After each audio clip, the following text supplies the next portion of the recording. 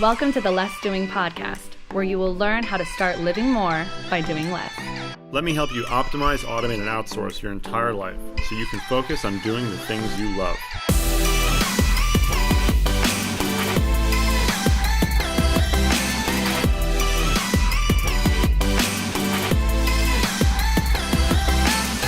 Now here's your host, Ari Meisel. So today I'm talking to Hani Mourra, who is a softwarepreneur. And one of the reasons I wanted to have him on the show is I use, I think, everything he's ever made. And also, this kind of business model is always interesting to me because I feel like, and I don't want to put words in Hani's mouth, but I feel like this is one of those perfect examples of scratching your own itch and then creating a product out of it. Now, maybe wrong, but we'll see. So, Hani, thank you so much for taking the time to talk to me. Oh, my pleasure, Ari. I'm glad to be here. So, well, am I right? First of all, is that where a lot of this stuff came from? Exactly. You nailed it. You nailed it. So let's tell people what some. Well, actually, I'm so excited about this, so I'll just do it for you. So one of the things, one of the tools that Hani made is called repurpose.io, and I actually created an entire content recirculation process out of this. And what it basically does, it allows you to create these conduits between like things like Facebook videos or YouTube or your Libsyn podcast, and pretty much go between the two. And one of the areas where this is particularly impressive is Facebook, which is notoriously closed and hard to automate. So I basically been able, with this one tool from Hani, I've been able to create a process whereby people can record one video and effectively get a month's worth of content out of it. So let's start there, Hani, with repurpose. And without, you don't have to get too technical, but how did you pierce the veil of Facebook? Yeah, no, I mean, everything we do on Facebook is totally legit in terms of no funny business or hacking. Is they're all using their APIs and doing things all legit. But how it all started is because I've always been an automation guy, and just being in this space, podcasting and live streaming for about 4.5, 5 years now, and people just kept asking, how do I automate the tedious tasks of downloading Facebook videos and converting them to audios and all that, upload to YouTube? It's just tedious, not really productive stuff, stuff that's not good use of your time. And I've always been doing automation software for 4.5 years now. And then Repurpose is my latest, and it just kind of complements all the other tools that I've built in the past. And it's all based on true user feedback. Podcasters and live streamers, that's what they wanted. They wanted to distribute content to different channels and to automate that step.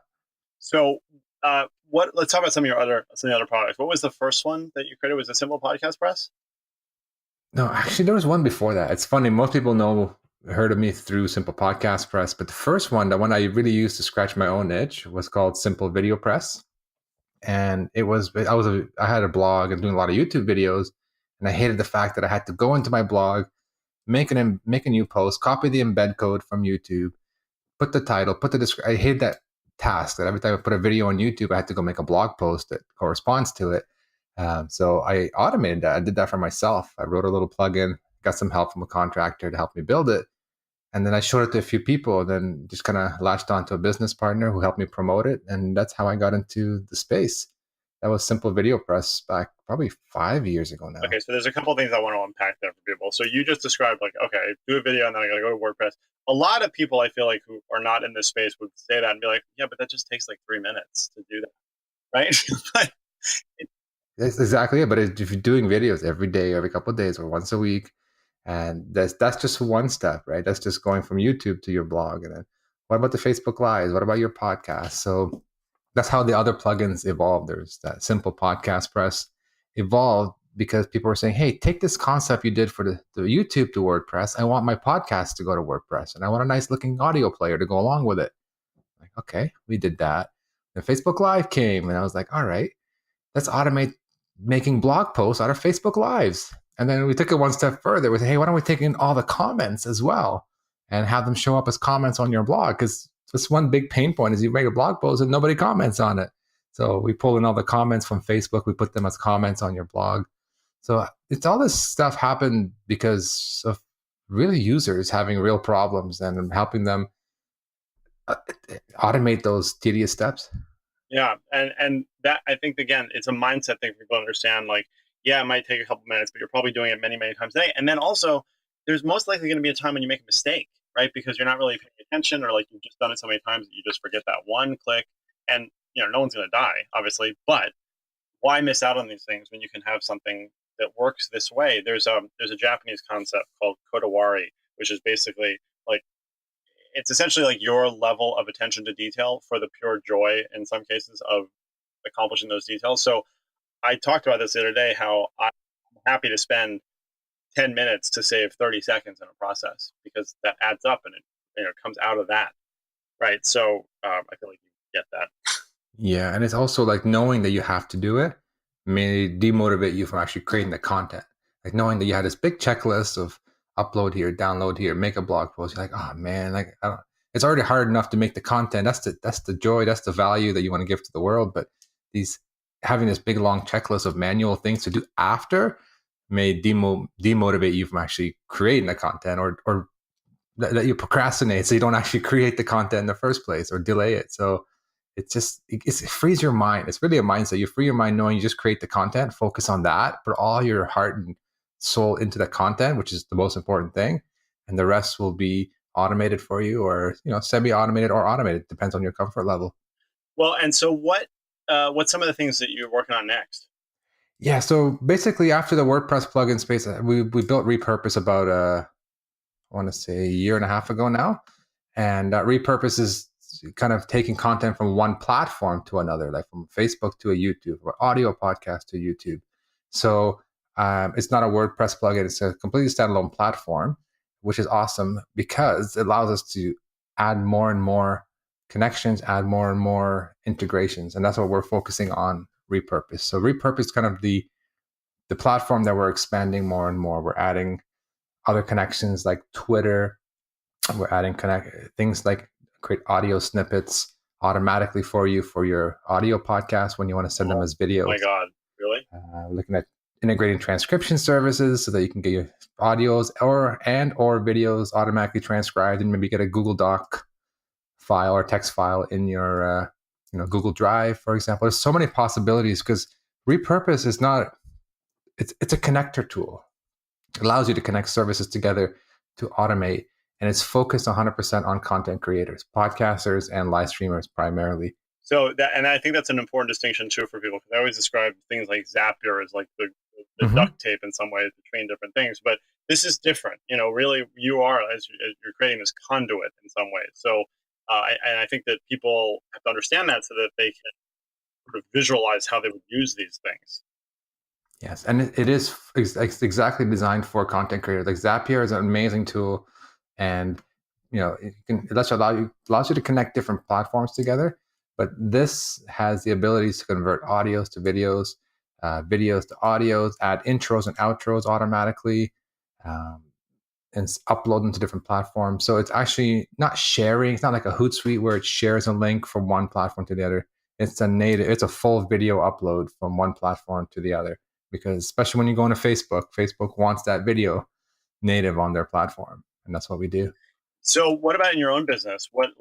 How are you growing? Like, what are some of the challenges you're facing as a softwarepreneur? In the beginning, it was basically, well, when I first got started, it was just confidence, to be honest with you. Like, I've always been a software guy, who loved video guy, and just like building my own software. I'm like, what if nobody wants it? What if nobody likes it? What if nobody has this need?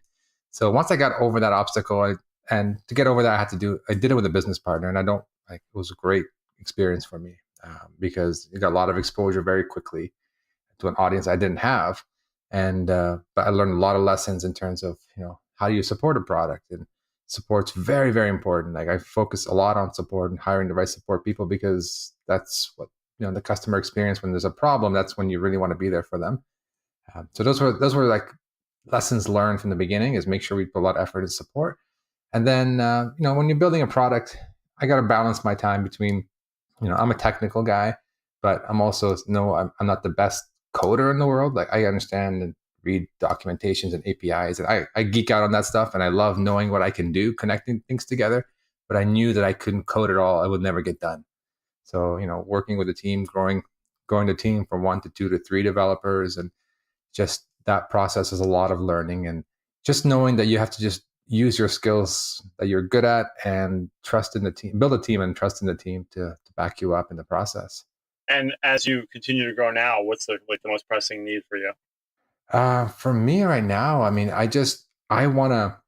I'm literally focusing on growing the team right now and systemizing things so I can focus on growing the business side of it. And a lot of the growth from Repurpose was just organic, just referrals, people talking about it, doing podcast interviews, uh, doing live streams with customers and friends, and just sharing organic growth. But I haven't really done any, serious, funnels or even like Facebook ads. I haven't done anything heavy marketing. And I do want to get into that to give that another spike, but it's growing in a good, solid rate, just organically. So my focus now, the past few months, is just growing this team, putting systems in place so I can step away from the technical, the more the day-to-day stuff, and focus on growing the business side of it. And I'm very technical minded, so I'm gonna have a lot to learn on the business side and the marketing side. But I'm excited. I like talking about the product, and I like sharing it with others. And such like this podcast interview here, it's stepping away from the technical side is hard for me, but I'm not obviously not going to be disconnected totally because I love it. But I need to grow the business, and that's something that it's an internal struggle, right? I always tend to lean back to the stuff that I enjoy doing, like geeking out on the technical stuff. But I am slowly doing less of that and more on, you know, focusing on growth of the business.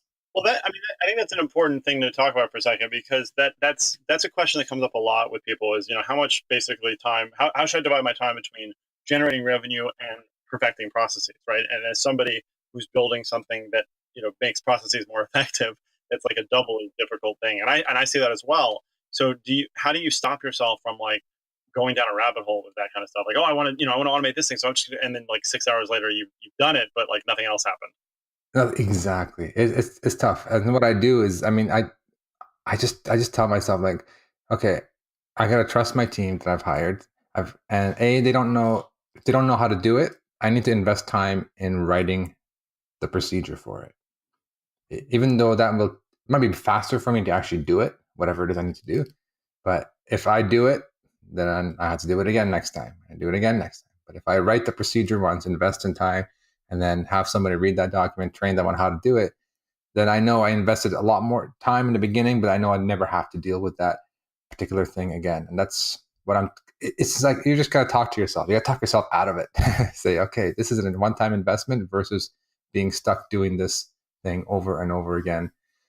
Because it's, like you said, time is a limited thing. You can't create time, right? So you create extra money, grow your business so you can afford to pay people, so you can have the time to do what you need to do. And so, yeah, it's more of, to me, it's just, I'm still early on. I just started this about a month or so ago, really focusing myself, but it's really talking to yourself, just talking yourself out of it. Saying, okay, I should do this. Wait a second. No, I should write a procedure to do this and hand it off to the support guy so he knows how to deal with this scenario going forward.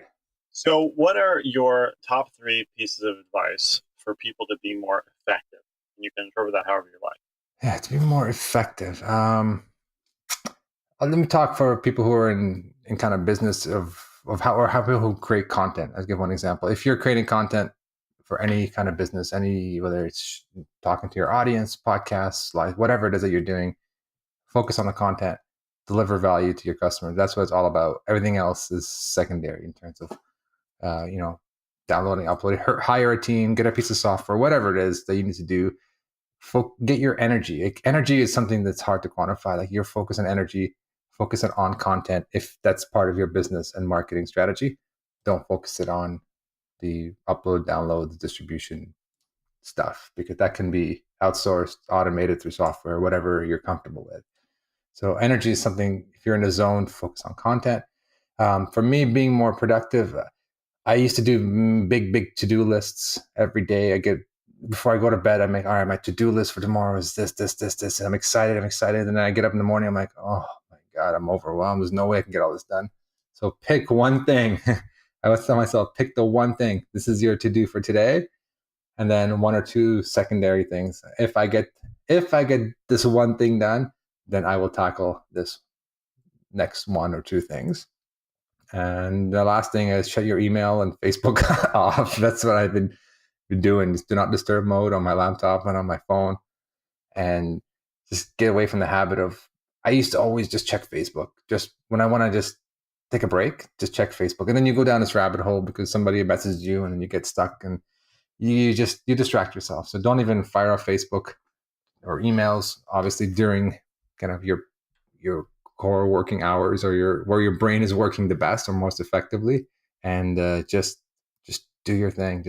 It's a habit something you have to develop. I'm not gonna lie. I break my habits. I'm still working on it, but it's something that I'm trying to like be aware of when I do it, and just catch myself and talk myself out of it and shut down the email and the Facebook and just focus on that one thing that I need to get done for that day. Well, one of the things that this allows you to do, a lot of automations obviously, is not have to look at these platforms. Like I don't have to go to YouTube anymore because of repurpose.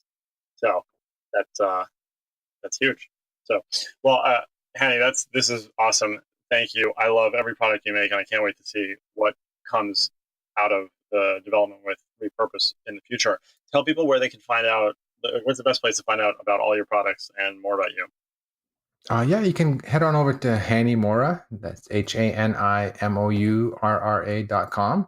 And you can hook up with me on Facebook, LinkedIn, Twitter. I got a blog over there, but also got a list of products that I've been working on. It's just a simple one-page thing, but it helps people kind of find me on what I'm up to, basically, and different podcast episodes, and more important, all different products that I've been working on.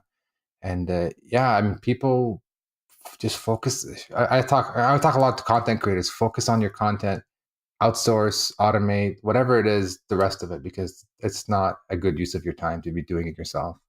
Awesome. Well, again, Annie, thank you. This has been great, and I appreciate everything you make. All right, Ari, my pleasure. Thank you for having me here. Thanks for listening to the Less Doing podcast. If you'd like to get more done in less time, join our exclusive community of entrepreneurs and visionaries, the Less Doing Labs. It's free and just for you. Go to lessdoinglabs.com/more done.